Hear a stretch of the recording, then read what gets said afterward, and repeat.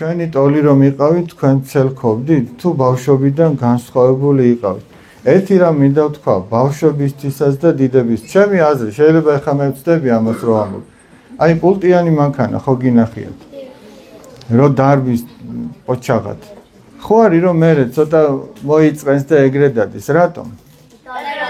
ელემენტი ჯდება. ცელქი ბავშვი დატენილ ელემენტს გავს თუ დამჯდარს? მე რომელი ჯობია პულტიანი მანქანა კარგად დადიოდეს თუ ეზარებოდეს? ესე იგი ცელქობა ნიშნავს იმას, რომ ადამიანში არის დიდი ენერგია. თავარია რომ ჩვენ ეს ენერგია სწორად მივმართოთ.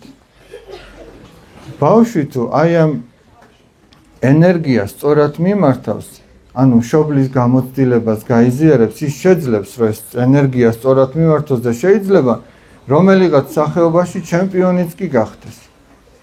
გესმით? შეიძლება ხელოვნების დარგი იყოს, სპორტი იყოს, მეცნიერება, მაგრამ რაღაცას მიაღწევს. თუ სწორად გამოიყენა ეს ენერგია, თუ ტყუილად გაფლანგა სკოლის დერეფანში მინების ჩასამსხვრევად, იმისგან არ გამოვა ეგეთი. აი სწორად უნდა მიემართოს. ყველა ცელქობს. ჩვენ ცელქობდით თავისთავად.